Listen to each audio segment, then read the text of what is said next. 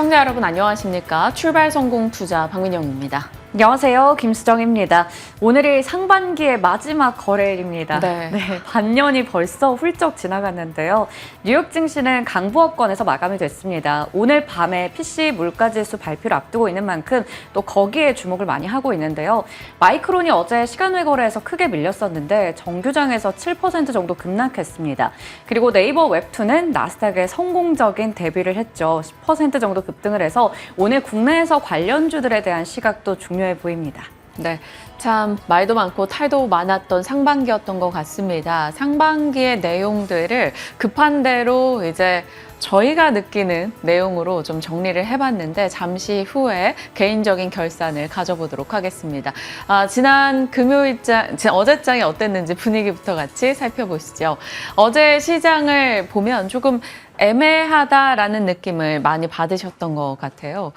치열하게 매매 공방이 있었다 이런 표현 등이 많이 나왔는데 공방이라고 쓰고 조금 애매한 그런 흐름을 내다볼 수 있는 것 같습니다. 코스피는 0.2% 하락했고요. 코스닥은 0.4% 떨어졌습니다. 그나마 코스피 쪽은 긍정적이었던 것은 전약 후강이었습니다. 어제 저희 시간에 나왔던 출연자 임성훈 부장이 전약 후강을 예상한다라고 이야기했던 그 흐름이었고요. 외국인이 매도했다가 매수하는 패턴으로 현물 쪽의 움직임이 나타났고 그것이 반영되면서 전약 후강이었던 어제 코스피였습니다. 반도체 쪽으로 외국인의 수급이 있었고요. 그 밖에 자동차, 전력기기, 화장품 쪽이 괜찮았기 때문에 낙폭이 제한되는 흐름이었습니다. 자, 전약 후강의 대표 주자 어제 삼성전자와 SK하이닉스였다 볼 수 있겠습니다. 삼성전자 1% 빠지며 시작했죠. 마이크론의 실적 이슈 영향을 받았던 거고요. 다만 이렇게 상승으로 전환하면서 마무리가 됐습니다. SK하이닉스가 대단했죠. 마이너스 4%에서 마이너스 0.2% 약보합권까지 그래도 회복하며 마무리가 됐습니다. 결국 시장에서는 마이크론의 실적에 대한 내용들을 보다 보니 HBM에 집중하겠다라는 내용이 담겨 있었고 그렇게 된다면 메모리 쪽의 캐파가 부족해질 것이고 반도체 업황 내에서 메모리 쪽에 회복이 있다면 이쪽이 더 유리할 것이다 라는 시장의 심리 등이 나온 영향입니다.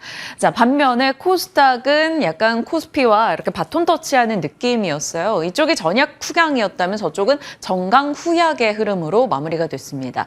자, 테슬라가 오른 영향 속에 그래도 2차 전지 소재단의 일부 반등이 있었고요. 마이크론의 영향 속에 반도체 소부장은 다소 부진하게 진행됐습니다. 전체적으로 테슬라나 혹은 마이크론과 같은 좀 굵직한 키워드들이 있기는 했으나 전체적인 시장은 조금 애매하게 진행이 됐죠. 금리 상승에 대한 부담, 대규모 국채 발행 일정 등이 있었고 호주에서 CPI가 올라가면서 금리 인상을 할 거다 이런 전망 등이 나온 것도 다소 부담스럽게 느껴졌고요. PC 발표를 앞둔 그리고 대선 TV 토론을 앞둔 관망세도 조금 짙게 나타났던 어제장이었습니다. 그런 가운데서도 그래도 당일에 순환 속 먹거리 등은 있기 마련인데요. 어제는 항공 쪽에서 대한항공 상승세 보였고요. 전력기기 쪽은 어제 전반적으로 좋았습니다. 한국전력이 추진하고 있는 국가 핵심 전력 인프라 프로젝트에서 수주 소식이 있었던 세명전기가 24% 급등했고요. LSLEC과 같은 대표 주자들 강세 나타냈습니다. 계속해서 MSCI 편입에 대한 기대감이 있는 종목군들은 섹터 뉴스와 함께 더불어서 잘 가는 흐름이 돋보이고 있죠.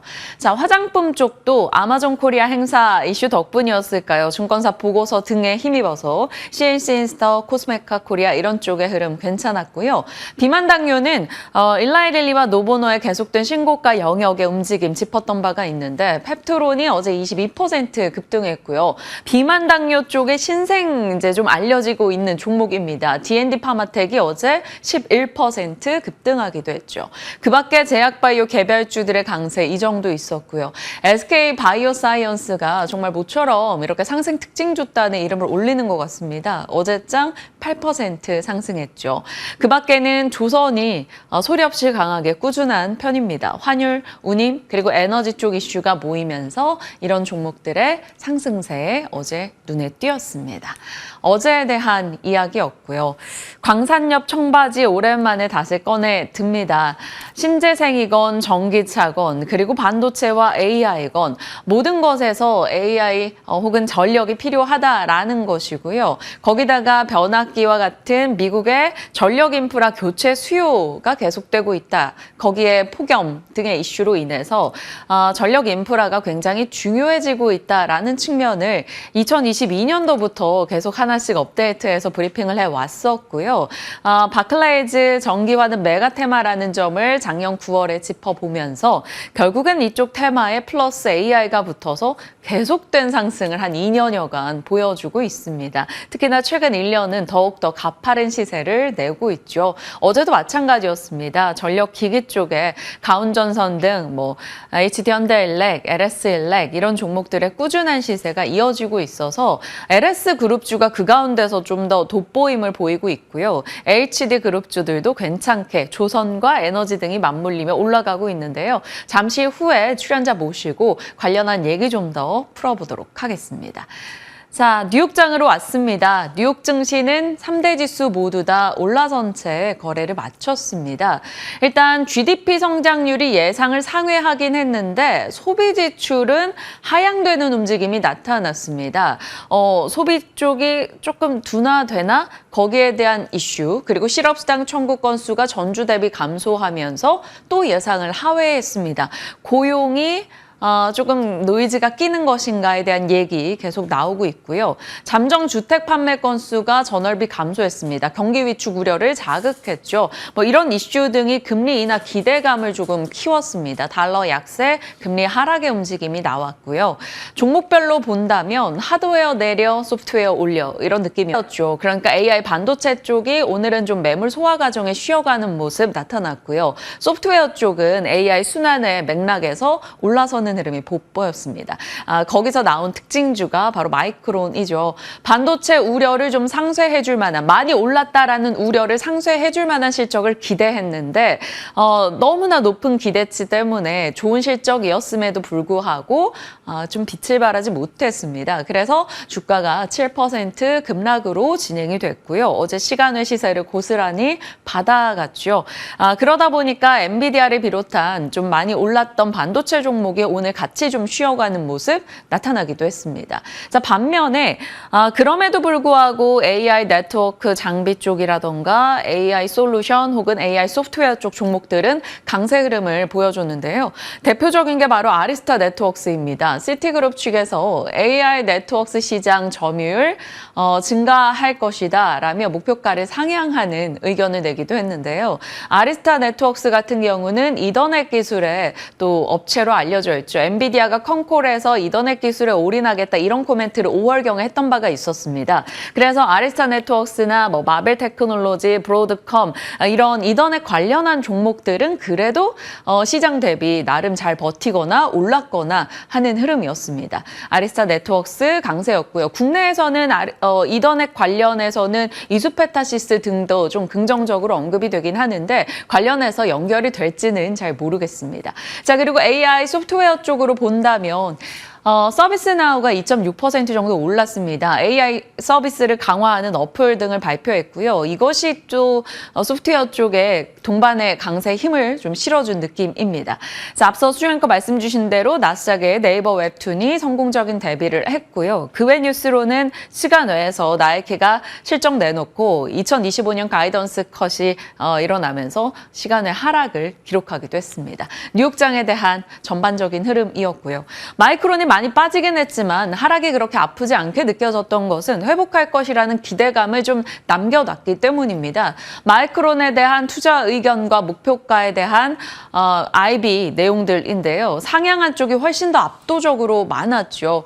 유지한 쪽도 있었고요. 하향한 쪽은 UBS 정도 보입니다. 하지만 UBS 측에서도 하향한 수준이 153달러, 마이크론이 밤사이 급락해서 132달러니까 그래도 나쁘지 않게 게 여겨질 수가 있는 거죠. 상향했던 쪽에서 가장 높았던 라인은 $180 정도 보고 있었습니다. 그러니 시장은 매물 소화 정도로 생각을 하고 있는 거고요.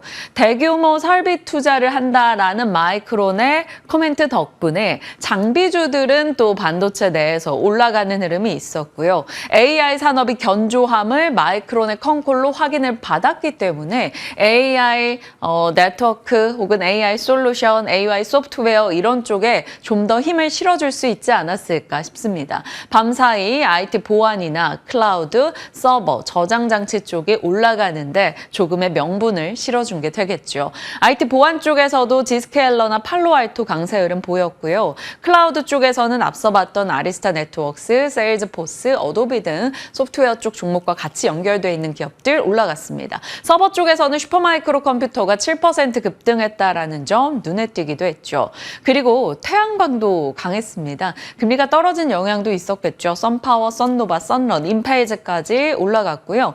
비만 쪽에서는 일라이릴리와 노보노가 또 추가 강세, 바이킹 테라퓨틱스가 급등하는 흐름 보였네요. 자, 전기차는 밤사이 테슬라가 하락한 건 아닙니다. 근데 니콜라 쪽 등에서 급락하는 흐름이 있어서 이제 하락 테마에 들어가 있었고요. 의류 쪽에서는 리바이스가 많이 떨어졌죠. AI 반도체, 엔비디아, 마이크론 등이 하락했고요. 알루미늄, 구리, 리튬 등에서도 일단 하락 쪽에 가 있었다라는 점 살필 수 있겠습니다. 자, 뉴욕장에 대한 내용이었고요. 상반기 결산편 열어봅니다. 어제까지 기준으로 상반기를 돌아봤을 때 확실히 코스닥 대비 코스피가 압도적이었다라는 걸 볼 수 있네요. 상반기 코스닥은 4% 밀렸고요. 코스피는 4% 올라선 채 거래 마쳤습니다. 눈에 띄는 건 여러 가지 금투세 이슈 등에 좀 부담스러웠던 걸까요? 개인의 자금 이탈이 명확하게 나타났고요. 이 시장이 지금 외국인의 장이다라는 게 드러나는 외국인의 올 상반기 코스피 시장의 매수세가 이 정도 되겠습니다. 외국인이 무엇을 사고 파는가에 더 민감해야 되는 장이라는 거죠.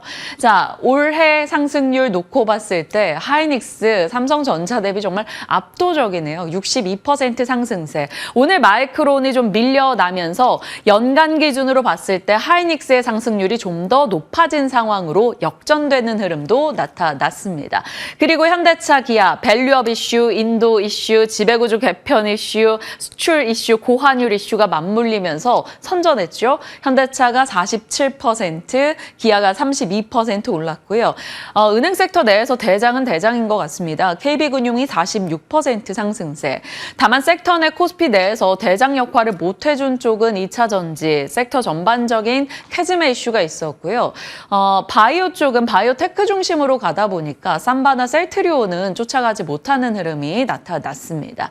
자, 이쪽에서 바이오테크의 대표주자 알테오젠, 머크에 힘입어서 주가 상승률 시총 상위단에서 가장 압도적이네요. 올해 210% 상승세 보여줬고요. 2차 전지 쪽에서는 1분기 단부터 해서 꾸준하게 나름 치고 나가면서 엔캠 181% 상승세 기록했습니다. 삼천당 제약 괜찮았고요. 클래시스 36% 올라섰습니다.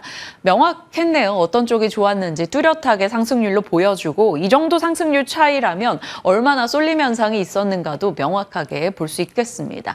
자, 상반기 결사 숫자 편이었고요. 시장 편입니다. 시장으로 봤을 때는 시장이라고 쓰고 엔비디아라고 읽으면 되는 그런 상반기였던 것 같습니다. 매크로에 조금 집착하게 됐죠. 어김없이 금리가 올라가면 외국인의 선물 매도 부담을 느꼈었기 때문입니다.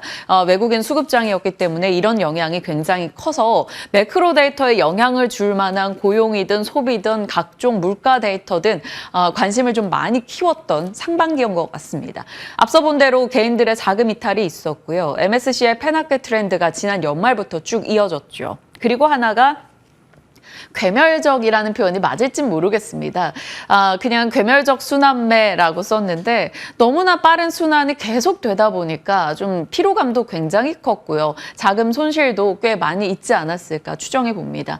그리고 수출입 데이터가 중요해졌어요. 시장이 이런 불안감을 안고 있다 보니까 숫자가 찍히는 쪽을 주목한 거죠. 그래서 10일 데이터, 20일 데이터, 월간 데이터가 나오는 것에 집착하면서 우리는 뷰티, 음식료, 전력기기 이런 쪽을 계속해서 생각해서 따라가지 않았나 싶습니다. 그리고 시장의 한 가지 키워드로는 인도장이 계속해서 화랑을 기록하고 있죠. 이슈 쪽에서는 비트코인 반감기 이슈로 4월 전까지 정말 좋은 흐름이 있었고요. 우주항공청 설립, 애플의 비전 프로, 그리고 HBM 관련주 찾기 대회, 그리고 소라와 같은 소프트웨어 쪽의 발전 이런 것들이 있었습니다. 그리고 올해 유달리 한국에 많이 들어왔어요. 오픈 AI, 메타 CEO, 엔비디아 CEO 등등이 방한하면서 삼성이랑 만났대, 하이닉스랑 만났대, 이런저런 얘기들이 계속 많았었던 것 같습니다. 그리고 볼티모어항 교량 붕괴 이슈, 해운 쪽에 이슈가 있었고요. 샤오미 전기차도 나름 시장에 핫했죠. 그리고 지질학 기준으로는 대만의 지진 이슈, 반도체 공급망에 대한 얘기가 나왔던 거고요. 기후플레이션 얘기도 계속되고 있습니다. 자, 이제 섹터 테마편입니다. 개인적 소감입니다라고 표현을 해놨는데 상반기 1월부터 6월까지 대본을 써놨던 걸 다 열어보면서 좀 공통된 키워드 등을 오늘 정리를 해본 겁니다. AI 쪽에서는 HBM 전력 원전 공조 쪽이 또 부상을 했고요. 반도체 무한 루프가 AI 내에서 계속 돌았습니다. 그리고 미중 갈등 측면에서는 처음에는 우리 반도체 2차 전지 쪽만 보고 있었다가 바이오, 태양광, 조선 등이 추가되고 중국이 여기에 반박하며 철강, 히토류, 알루미늄 쪽에 갈등 테마로 넣어보기도 했고요. 고환율 이슈로는 반도체, 자동차, 조선, 신조선가 올라가고 반도체 디램, 낸드 가격 올라가고 이런 것에서 같이 살펴볼 수 있는 내용이 있고요. 자랑스러운 K 쪽에서는 전력, 푸드, 뷰티 떠오르죠. 불안한 중동에서는 해상 운임 가격이 계속 올라가는 점을 살폈죠. 오늘 또 상하이 컨테이너 운임지수 발표될 거니까요. 체크하시길 바랍니다. 이게 중요합니다. 뉴페이스 쪽이요.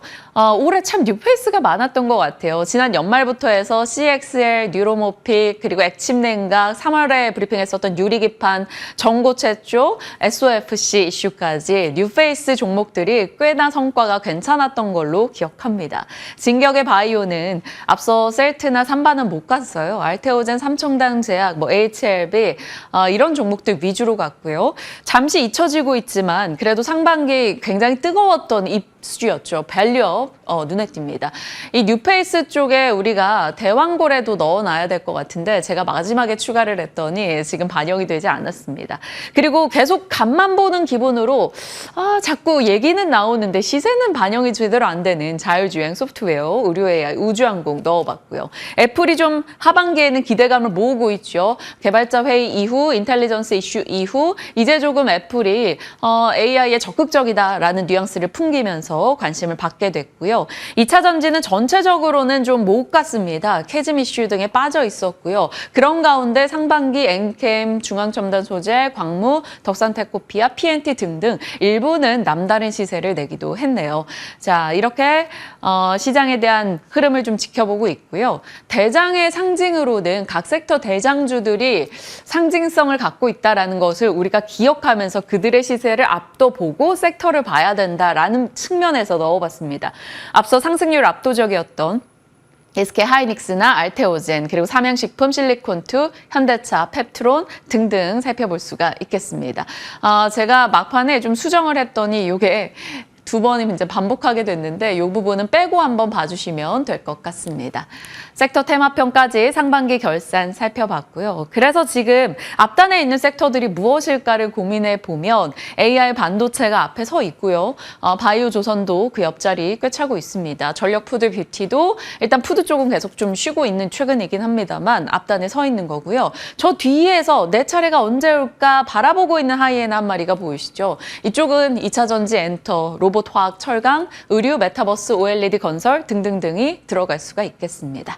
자, 오늘 아침 이 앞단에 서 있는 섹터에 대한 증권사 보고서 등을 추려보다가 하나증권의 보고서 내에서 국내 폐암 신약 개발 업체를 주목한다라며 바이오 쪽 유한양은 보로노이 긍정적인 의견 나왔고요. 신규 긍정 리포트 내에서 푸드 쪽은 신세계 푸드, 급식 등의 모멘텀이 있고 해운 쪽에서는 이제 페노션에 대한 언급이 나오기도 했습니다. 벌크선 운임 지수도 잘 봐야 한다라는 것과 공급이 이쪽이 원활하지 않기 때문에 앞으로에 대한 기대를 좀 내비치고 있는 거죠. 지켜보겠습니다. 그런 가운데 저 뒤에 있던 하이에나 머리에 로봇도 하나 들어가 있었죠. 로봇도 계속 간만 보고 이슈는 나오는데 전반적인 강세는 이뤄내지 못하고 있는 섹터입니다. 그럼에도 불구하고 로봇에 대해서는 장기 관점의 스토리나 흐름에 대해서 다들 긍정적으로 내다보고 있죠. 일단 오늘은 휴머노이드 로봇에 좀 초점을 맞춰보겠습니다.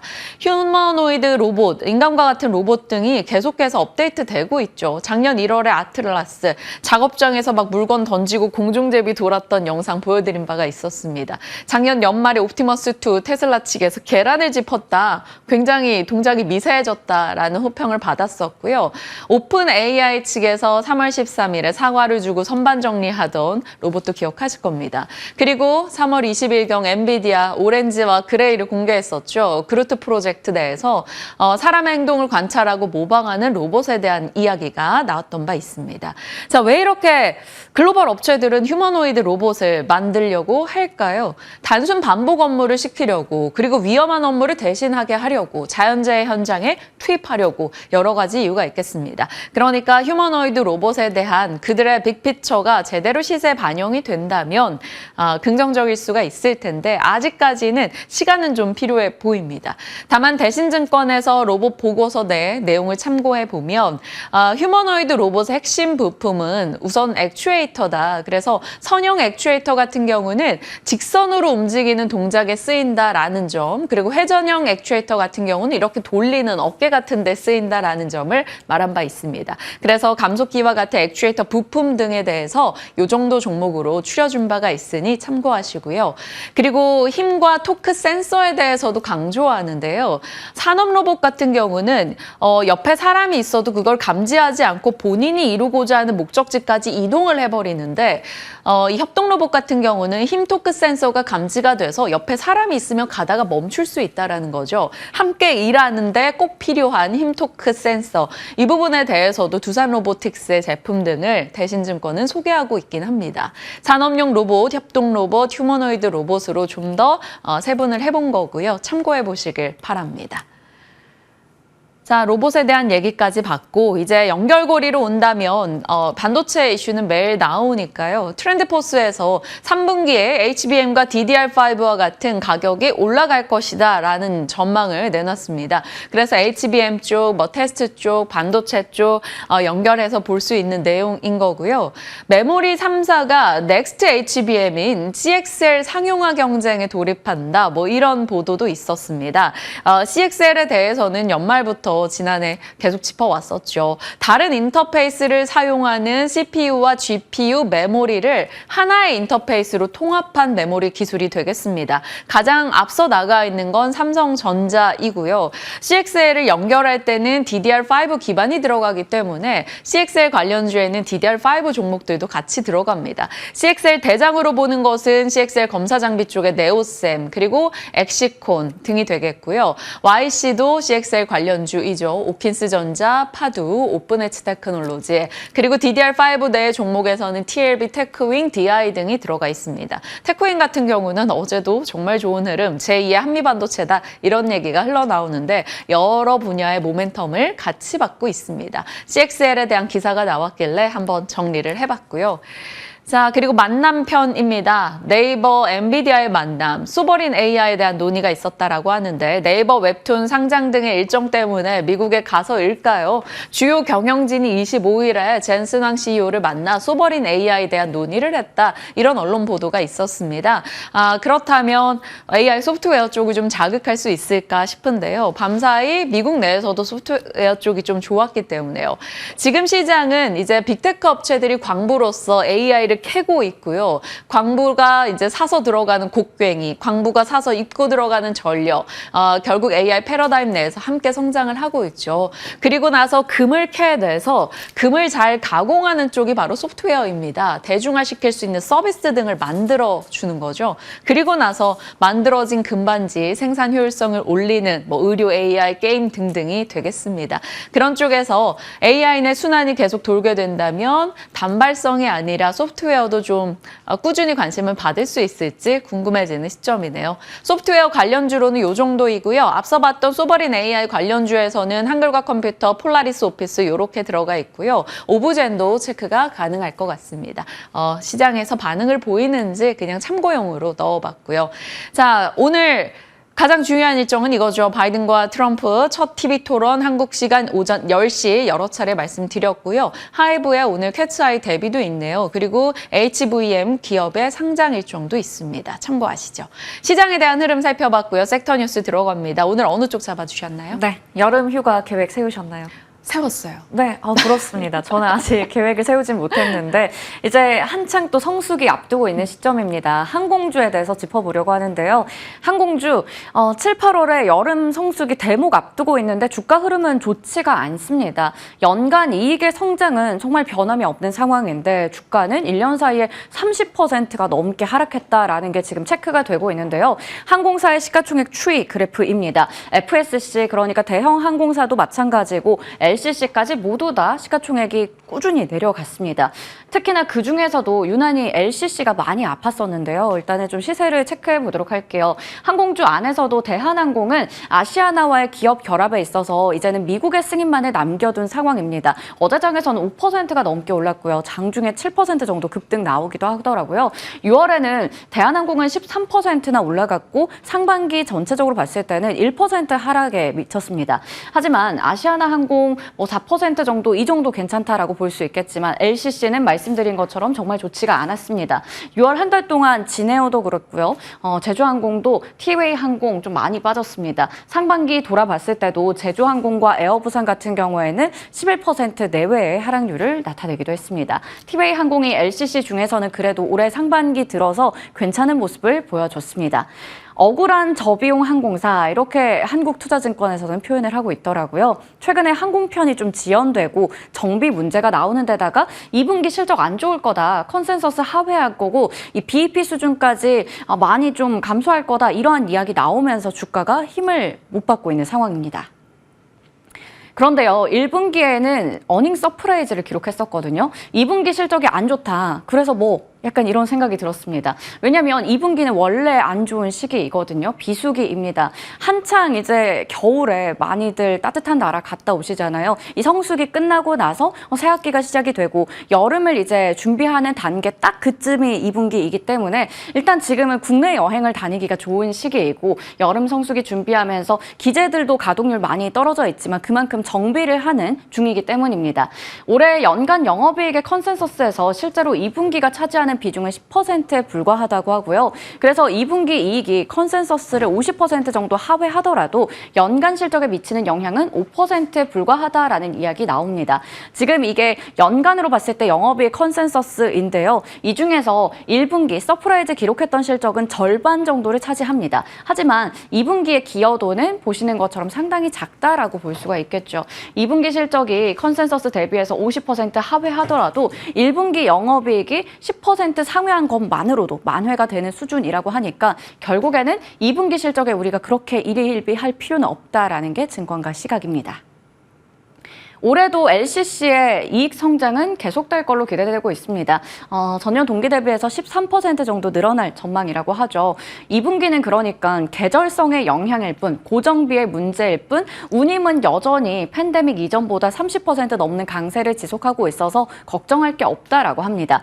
물론 유가 하락과 함께 또 유류 할증료 영향도 좀 고려해 봐야겠고요. 장거리 취향이 확대되면서 노선 믹스 차이 같은 부분도 체크해 봐야 할 포인트입니다. 그리고 공급 경쟁이 다시 시작되면서 거기에 대한 우려가 좀 컸었는데 그것 역시나 과도하다라는 이야기하고 있습니다. 실제로 상위 LCC 업체들 제주항공, 진에어, 티웨이, 에어부산 이런 쪽이 여전히 팬데믹 이후에 시장 재편의 기회를 선점하고 있는 상황이라서요. 신생항공사가 아무리 좀 많이 늘어났다고 해도 거기서는 이 지금 상위 LCC가 여전히 우위다라는 겁니다. 실제로 신생항공사 4곳이 올해 항공기 18대 도입하겠다라고 얘기했었는데 아직까지 2대에 그치고 있고요. 국적사 전체적으로 보더라도 연초에 30대 정도 이제 늘리겠다라고 했는데 실제로는 7대 정도 늘어났다고 합니다. 그런 측면에서 LCC는 굉장히 억울해 보이는 상황이죠. 한국투자증권의 보고서가 꾸준히 좀 나왔어서 체크해 볼 텐데요. 해외여행에 있어서 사이클은 없다고 합니다. 예전에는 물론 경기에 따라서 해외여행을 좀 고민하고 그러기도 했지만 최근에는 물가가 많이 올라가면서 국내 여행 갈 바에는 그 돈으로 동남아 가자 이러한 시각도 많기도 하고요. 이제는 경기 안 좋다고 해외여행을 포기하는 시절은 끝났습니다. 그러다 보니까 라이프 스타일의 변화에 따라서 여행의 우선순위가 많이 높아지고 있다는 게 체크되고 있는 건데요. 여행에 있어서 이제는 피크아웃이라든지 시클리컬, 경기 둔화 이런 말들이 의미가 없다라는 걸로 볼 수 있겠죠.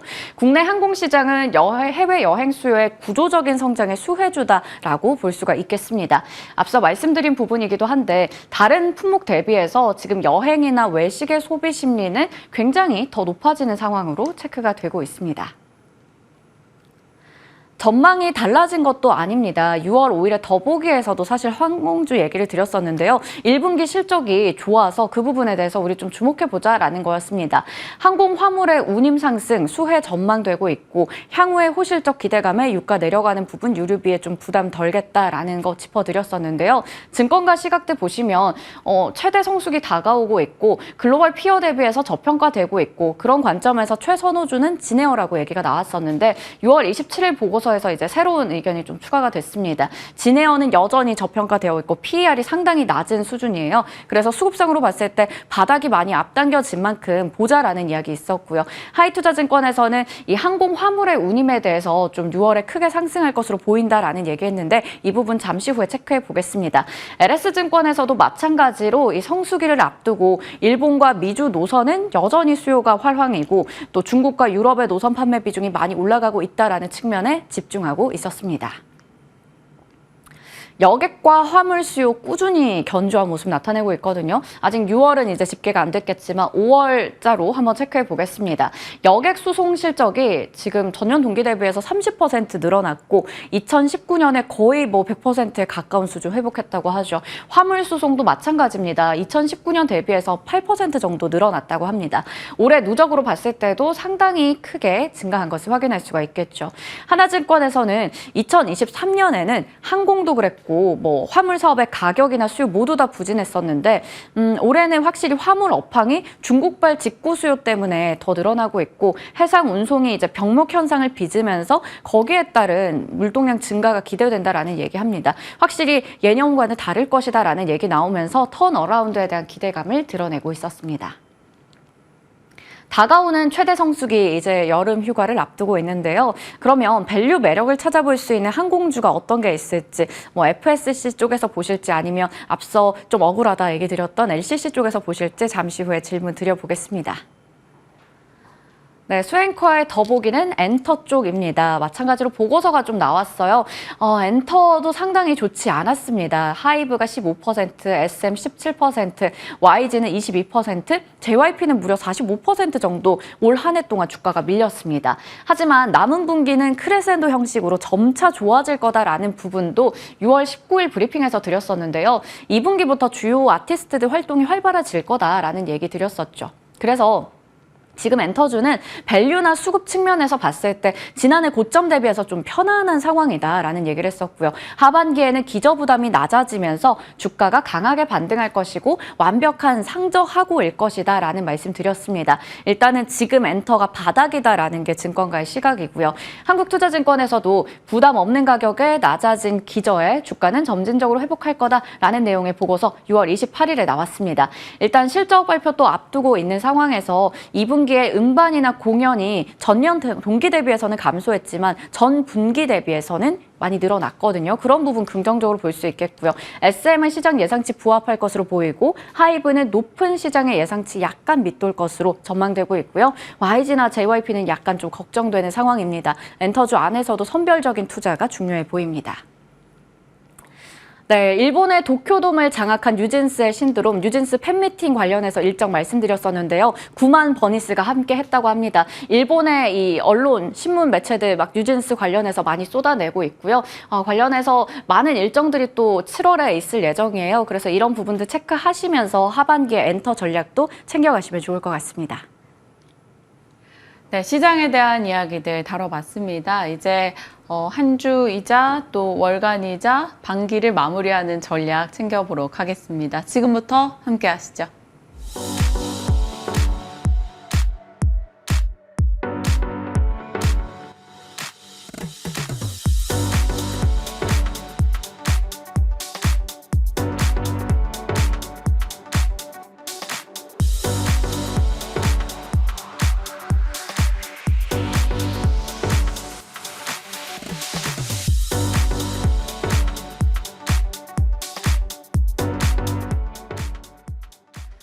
시장에 대한 전략 이성웅 이사님과 풀어가겠습니다. 어서 오세요. 네, 안녕하십니까. 웅이 삼촌께 다정한 시장 전략 듣고 싶어요. 이제 어느덧 상반기가 이렇게 훌쩍 지나갔단 말이죠. 네. 상반기는 정신없는 순환매였던 것 같고요. 그런 가운데도 하이닉스, 알테오젠 등은 참 대단했고요. 삼양식품, 실리콘투 섹터 대장주들은 참 자랑스러운 시세를 보여주기도 했었는데 시장 어떻게 판단하고 계시는지 전체적인 전략 좀 듣고 싶습니다. 7월에 이제 실적 시즌이 도래하다 보니까 가깝게는 실적 시즌을 준비하는 움직임이 나타나리라 보여요. 네. 시장에서는 이미 그 부분이 나타나고 있죠. 빠지지 않는 업종들이 있습니다. 보통 주도 업종 같은 경우는 고점 대비해서 30% 이상은 잘 빠지지가 않는데 변압기라든지 화장품 같은 경우는 고점 대비해서 30% 이내 하락이 나타났다가 다시 되돌림이 연출이 되고 있고요. IT 같은 경우도 여전히 순항을 하고 있죠. 구간의 노이즈들은 있지만 그거는 가격 조정 정도로 우선은 보고 이 사이클 같은 경우는 아직 마무리가 안 되었고 이 마무리 때는 어떤 현상이 나타나냐라고 하면은 시장의 키가 된 종목 같은 경우에 실적이 먼저 좀 약간 훼손이 되겠죠. 그러면 엔비디아의 매출 총이익률 같은 경우가 정체를 보이기 시작을 할 거고요. 네. 그 현상은 아직 나타나지 않고 있고 그다음에 범용 반도체 쪽 실적 같은 경우가 아직 안 올라왔죠. 반도체 전체 종목 같은 경우 모두 실적이 좋아지면서 이제 마무리가 나타나게 됩니다. 그렇다 보니까 아직은 끝나지 않았다라고 할 수 있고 그러면 여기에서 공격적으로 진입을 하냐 또 그런 것도 아니죠. 네. 약간 8분 응선까지는 지금 주가가 와 있기 때문에 가격 조정을 기다려야 된다라는 말씀까지 한번 드리고 지금 시장은 IT, 그다음에 전력기기, 화장품 여기 더해져서 제약바이오의 개별 이슈가 있는 종목들 그런 종목들이 시장의 중심으로 움직이고 있는 상황이에요. 그렇다 보니까 우리가 이 업종 같은 경우는 2분기 실적이 훼손되지 않는 한 다음 분기 정도까지는 연속성이 충분히 있을 수 있어요. 그렇다 보니까 이 업종 같은 경우는 주목할 필요가 있고 그 다음에 지금 시장에서 큰 관심은 없지만 새로운 업종을 미리 저점에 있는 걸 캐치해서 보기보다 2분기 실적을 확인할 필요가 있어요. 네. 2분기 실적 호전 같은 경우 실적 연속성이 있는 쪽 같은 경우는 그때 공격적으로 매수를 해도 되거든요. 우리가 1분기에 봤잖아요. 네. 실리콘투나 삼양식품에서 봤듯이 2분기 실적 확인하면서 종목을 찍어 산다라고 생각을 하시면 되겠습니다. 시장에 내가 섹터의 대장이야 라고 명확하게 시그널을 날려줬던 게 이번에 실리콘투랑 삼양식품 이런 실적들이었던 것 같아요. 네. 와 대단하다라는 말이 나왔던 실적들 그런 것들이 다음 또 이번에 다가오는 실적 시즌에 나오게 되는지 지켜봐야겠고요. 말씀 주신 대로 반도체나 전력기기, 화장품 이런 쪽에서 실적의 훼손이 나오지 않는다면 그래도 8분 응선에서 조금 더 올라갈 수 있다라는 점을 살펴주셨고요. 공격적인 대응보다는 조성지 매수 관점으로 주도 섹터는 일단 계속 끌고 가보자 이렇게 정리하겠습니다. 자, 그리고 나서 저희가 좀 한동안은 방송을 하지 않았던 섹터가 바로 운송 쪽이었어요. 네. 항공. 네. 항공 같은 경우는 여행, 여객 수요도 있지만 화물 수요도 있을 것이고 이런 운반에 대한 기대감이 좀 나타나면서 어제 대한항공 등 상승 흐름 보였는데 의미 부여할 수 있을까요? 의미 부여가 가능한데 우리가 하나의 특징을 파악해야 될 게 대한항공은 강했는데 저가항공주들은 그렇게 강하지 않았죠. 맞아요. 그러면 두 개의 차이가 뭔지를 보고 이게 지속성이 있는지를 봐야 됩니다. 항공주 같은 경우는 운임 상승 요인으로 실적에 긍정적이에요. 이 운임의 키는 뭐냐면 화물입니다. 화물. 네. 최근에 해상 운임이 상승을 했죠. 그 다음에 항공 운임과 비교를 했을 때 해상 운임을 대체해서 항공 쪽으로 차라리 화물을 나르면 되는 수준까지 이 간극이 좁혀졌어요. 그렇다 보니까 화물이 늘어날 수 있는 요소들이 있는 거죠. 그런데 저가항공사는 화물 전용 비행기가 없어요. 그렇다 보니까 대한항공 같은 경우는 화물과 관련된 부분의 실적이 증대되는 거죠. 아마 월별 데이터로 이게 증대가 됐을 거고 그다음에 여객과 관련된 부분도 예년 수준, 평소 수준 정도 유지를 했을 것으로 보여요. 그렇다 보니까 시장에서는 화물 부분 같은 경우는 운송비로 인해서 비행기가 이 부분을 좀 대체하고 있구나라는 인식으로 좀 매수가 들어온 것으로 보입니다. 네. 그러면 이 부분의 지속성을 봐야 되겠죠. 해상운임 지수 같은 경우가 뭐 꺾이지 않고 이 추세를 이어간다라고 하면은 대한항공 같은 경우는 추가로 상승이 가능하고 화물 부분에 대해서 매출, 영업이익을 감안을 해봤을 때 여기에서는 뭐 한 10% 정도의 상승 여력은 기본적으로 기본적으로 남아 있는 상황임을 말씀을 드립니다. 그리고 우리가 특별한 요인이 없는데 신고가가 나거나 아니면은 어제같이 거래 대금을 수반하면서 상승을 할 때는 우리가 모르는 뭔가가 이유가 있는 거예요. 네. 예, 그렇다 보니까 그거를 빨리 캐치를 못한다라고 하더라도 일부 매수는 해볼 필요가 있다라는 거죠. 예, 왜냐하면 그 부분은 그냥 당연히 움직이는 게 아니라 이유를 내포하고 먼저 주가 같은 경우가 반응을 하는 거거든요. 주가 안에 모든 답이 있기 때문에 그런 부분을 캐치해서 접근을 해보는 것도 방법이고 그 다음에 이 공통적인 사례들을 보는 거예요. 이게 특정 거래대금 같은 경우를 수반하고 상승을 했을 때가 추가 상승의 확률이 높다라고 하면은 그 부분의 공통점을 파악해서 이 신호 같은 경우가 발생했을 땐 우선은 매수하고 보자. 이거는 이유가 있으니까 그런 식의 하나의 기술적인 접근도 방법임을 말씀을 드립니다. 기술적인 접근 그리고 주가 안에 답이 있다. 이것도 저희도 잘 참고해 보겠습니다. LCC와 대한항공의 차이점에 대해서도 인지하셨겠죠. 해운 운임 지수가 꺾이는지도 잘 체크하자라는 측면에서 대한항공 한 10% 상승 여력 있다라고 말씀 주셨습니다. 자, 이제 LS 쪽 가보겠습니다. 전력의 강자로 이제 지난해부터 부상하기 시작한 LS 그룹주, LS 일렉트릭, LS 뭐 그 안에 또 LS 전선 산전, 뭐 M&M 뭐 여러 가지가 다 약간 전력 전선과 연결이 되다 보니까요 부상을 했는데 MSCI 뭐 기대감들도 일부 종목에 들어가 있고 해서요. LS 그룹주 탑픽 어떻게 보십니까? 탑픽은 저는 LS 일렉트릭으로 보겠습니다. 왜냐하면 뭐 우리 전선과 관련된 부분, 그 다음에 이와 관련해서 이게 데이터 센터 같은 경우가 이 수요를 촉발을 시킨 거거든요. LS 일렉트릭이 데이터 센터 배전방 경험이 있습니다. 그렇다 보니까 우리나라의 수주 같은 경우도 가지고 가겠지만은 뭐 이게 컨소시엄식으로 해외 수주가 발생을 했을 때도 직접 진입이 가능한 경험을 가지고 있어요.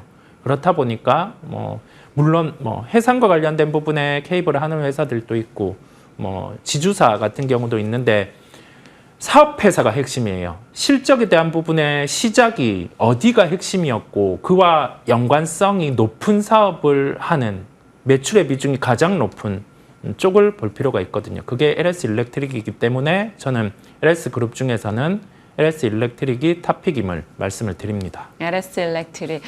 LS 일렉트릭 그러면 혹시 몇 % 정도 상승 여력 더 보시는지? 지금은 한 30% 정도는 실적으로 놓고 보면 존재를 하고 있어요. 그런데 우리가 변압기 쪽의 실적이 하반기로 가서는 둔화가 되는 건 아닌데 지금 선별 수주의 단계거든요. 네. 그래서 그 수주와 관련된 부분, 수주 잔고를 계속 봐왔다고 하면은 잔고가 정체가 나타날 수 있어요. 이걸 보고 매도는 아니란 말이죠. 선별 수주면 그럼 단가는 올라가겠네요. 그렇습니다. 네.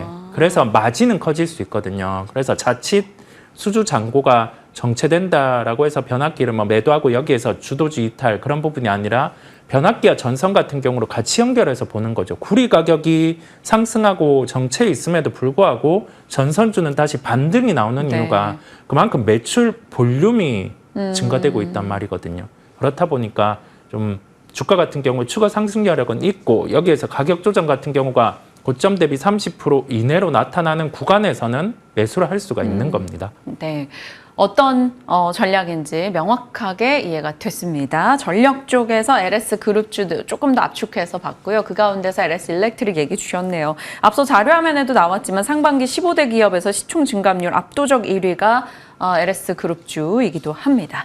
자, 이제 오늘 어떤 종목을 골라주셨을까 봤더니 어제 시간 외에서 이 기업 뉴스가 있지 않았습니까? 인텍플러스 어떤 뉴스였는지 그리고 그 의미 파악해 주시죠.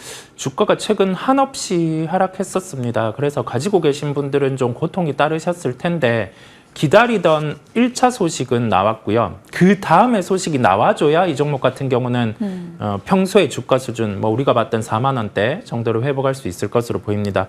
이번에는 파운드리 검사 장비 퀄 통과 소식입니다. 2020년에 인텔 쪽과 관련해서 검사 장비 부분이 들어갔었고요. 이번은 TSMC 쪽으로 추정을 할 수가 있겠습니다.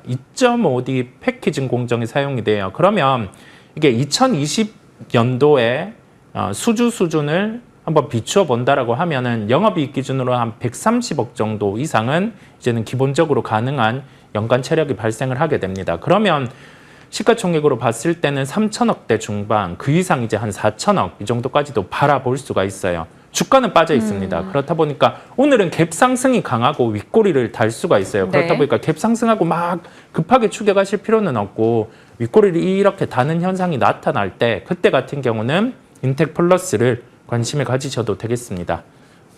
네, 목표가는 얼마 목표가는 주실까요? 1차로 먼저 제시를 해드려요. 25,000원인데 이 정도는 뭐 기술적인 부분을 대입을 했고 이제 수주가 나오는 단계, 그다음에 그 다음이 있다라고 했죠.